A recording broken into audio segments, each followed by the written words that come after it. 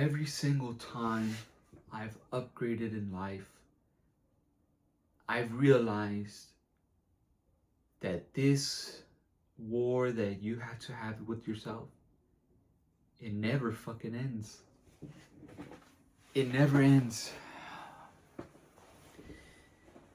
And each and every time, you have to be willing to let go of some belief that you've grown up with, or some belief that you've used to get you to this current version of yourself. You have to let go of something internally.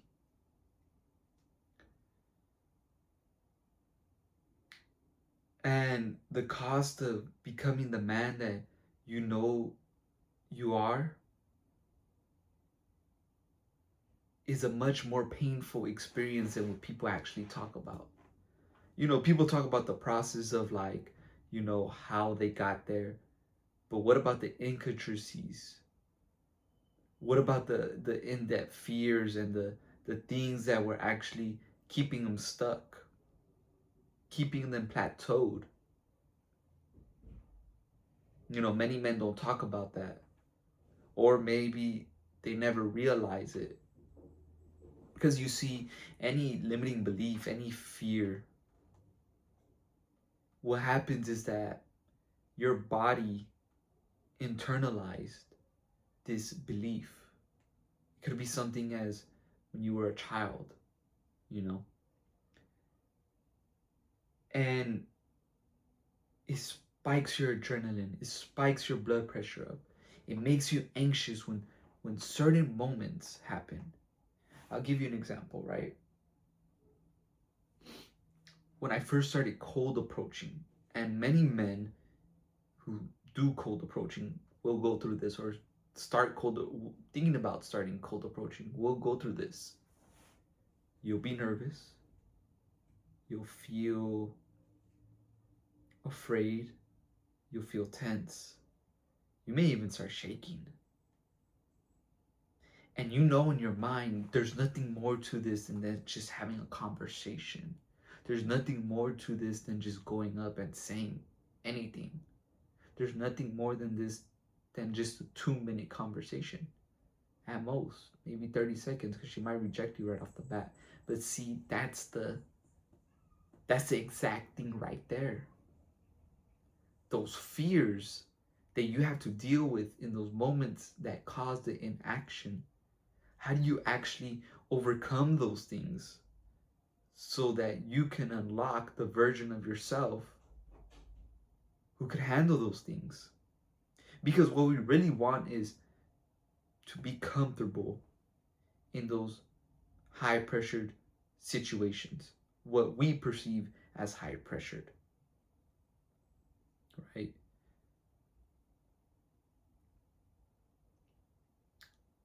And each time I've had to unlock, or I've wanted something different in my life, I've had to deal with different fears that are not even, like, logically, they don't make sense. You know what I mean? Like, it doesn't make sense when you say it out loud, or it doesn't make sense unless you're actually going through it. Because some people don't have the same limits that you have, right? Like I said, a lot of these things, they're unconscious programming, either from society or from your parents or from experiences as a child. And that's the real deep work,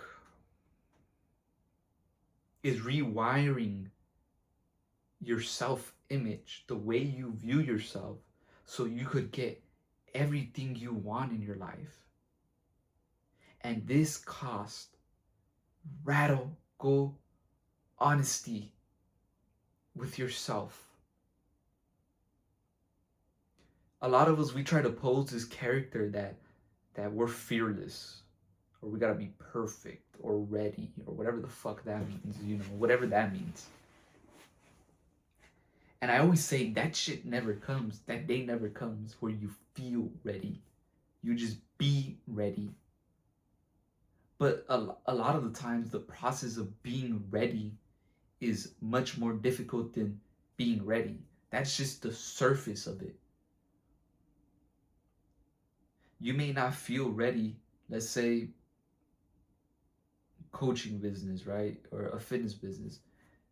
Yeah, a fitness business. You may not feel ready to coach other guys because you're not hitting a certain squat PR, or you're not hitting a certain bench PR, or you're not at the physique that you want to be at, even though you're already shredded, even though you have the qualifications to the average person. And it's these small beliefs that we hold within ourselves that make us avoid certain things that will ironically get us to the next version of ourselves, get us to the next level. You know, for me, for a long time, like I I was overweight for like 2 years. It's 230 pounds. And you know, that was my script for most of my life, that I was a fat kid who was overweight. That was who I was. That's what I would tell myself. And when I broke up with my ex is when I started to take my body seriously. But you see, it came from a position of wanting to look better, to get more women, to feel better about myself, to enhance my self image by enhancing my physical image. You see, but the problem was that I kept viewing myself as this fat kid, this little fat boy, because I was fat all my life, you know. So what would happen is that I would never allow myself to fully commit to working out. Yes, I was an athlete when I was in high school, but it had been 2, 3 years removed since that. And I used to delude myself and tell myself I do enough working out by. If y'all looked at the screen, that's wild. But yes, I used to tell myself that. Um, but the reality is that the day that I decided that I'm not representing myself the way I feel about myself as a man was the day that I was actually able to fully commit. And now 2 years later, I sit at about 170, 175 pounds. I don't have trouble keeping a workout routine. I actually work out twice a day. I suffer from overtraining by some standards. You know, these things that we have to let go of to unlock the next version of ourselves are real. They're real. These are real fears, real limits that we place on ourselves, that we tell ourselves. You know, because there's really nothing stopping you physically, but internally it feels so real. It's filled with thoughts of it's filled with overthinking. It's filled with analysis paralysis, always feeling like you have to prepare and always doing the other thing, but not the main thing that's actually going to get you to where you want to be at. And you know, and the truth is that you're not honest with yourself about being afraid. You see, with me, like when I was getting fat, I used to have people tell me, "You're getting fat." My mom was a big one on that. I'd be like, "Nah, I'm not getting fat." And the reason that you know, I would deny it was because it was an attack on who I was. Because the way I viewed myself was an athlete. I used to view myself as an athlete, so I carried great shame every day knowing that I betrayed that. I betrayed that kid inside of me who didn't want to be fat, who worked his ass off when he was 14 years old to lose all the weight. I betrayed him. And I couldn't live with that guilt. I couldn't live with that shame. So it caused me to spiral. And that wasn't the only thing I was going through in that time, but that was one of the big things that I was going through. It caused me to spiral. And the way my body finds relief is by stress eating. So what do you think happened? I stressed ate my way to 230 pounds. because I couldn't face the fact that I was betraying myself, that I was a liar, that I was a fraud. Because here I was, I would tell people, do this, do that, but I wasn't doing it. I knew better, but didn't do better. So I would hide from the truth. I would distract myself with food with my lady at the time to cope with the fact that I'm not who I say I am. And the moment that I stopped believing in that, I started to gain my self-respect back. And the way I viewed myself started to slowly change. I didn't see myself as that fat kid anymore. I see myself as that man who, when he falls, he could recover. Because that wasn't the first time I gained weight. But this is the first time I let myself stay that way for years. So I went back and reclaimed who I was an athlete, was someone who loved themselves. And that's what it meant for me. It meant that I loved myself. And that me not taking care of my body was me not loving myself. It was me telling God, the Most High, I don't love what you gave me. Because the only thing He gives us is our body. And I couldn't live with that, especially because I call myself a man of the Lord. And that drove me, and it drives me to this day. How can I take advantage of the only thing He gives me freely, that He gives many people? Of course, there was many different motivations, but at its core, it became identity expression. This became the way I expressed myself, expressed my self-image, instead of performing, putting on a mask and pretending this is who I am. I wanted to show myself that I love myself. Okay? Get up every day and work out. Take care of your body. Just like the scripture says. Just like you know it's going to make you feel better.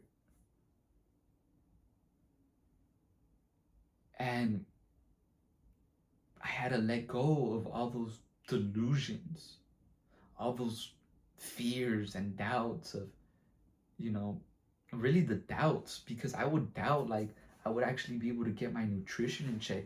And that was an extremely hard challenge because I was always trying to do things so quick. Like I had this fucking mentality of I could do it in 3 months.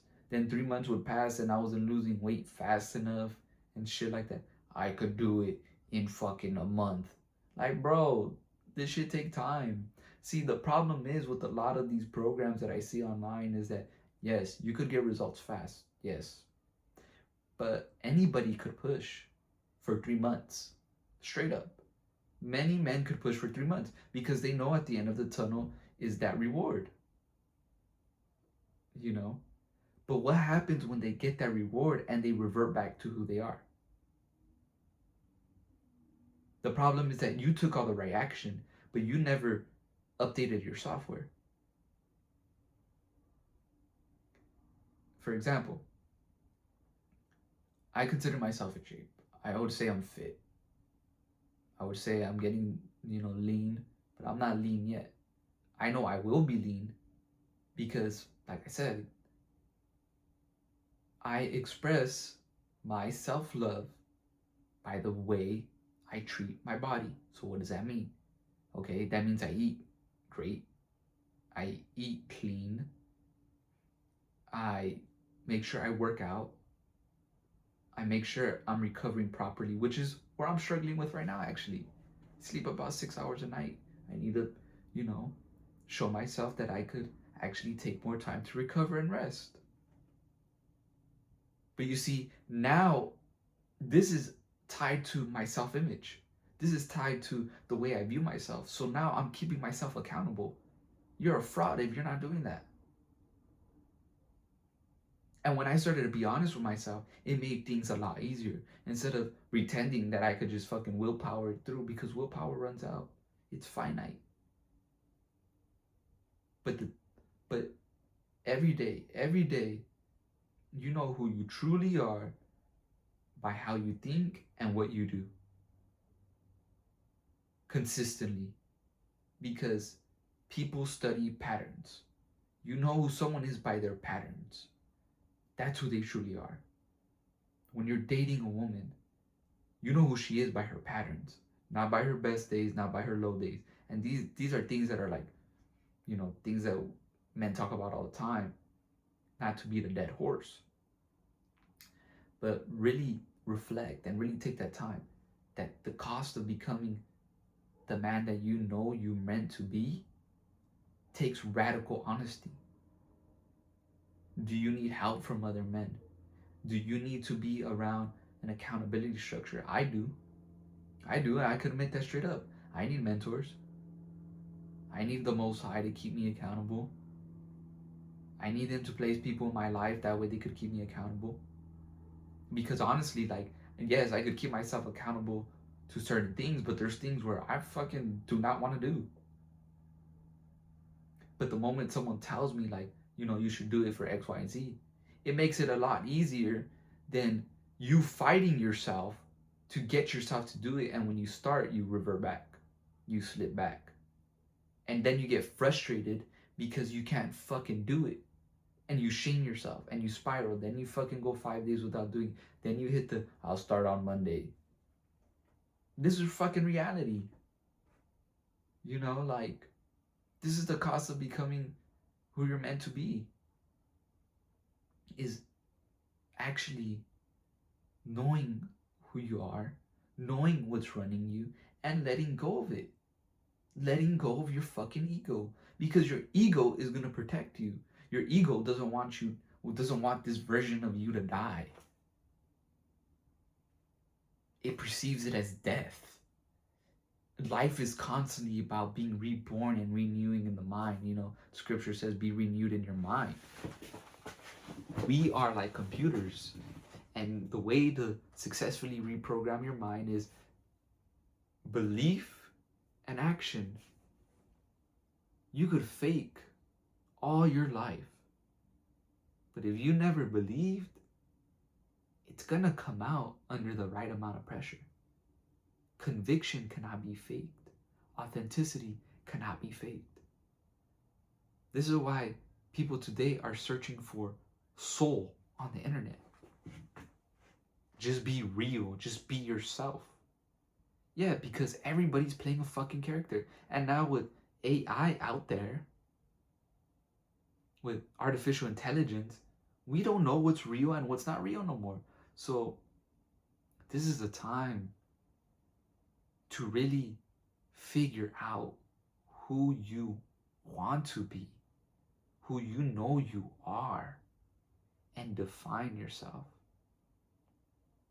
Kill your fucking ego, man. It's holding you back. I'm speaking to you as a brother because I was right there.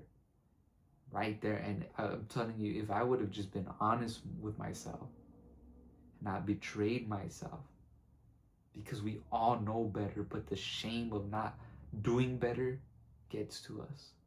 But the moment you're honest with yourself, all that pressure, finally you're able to let it go.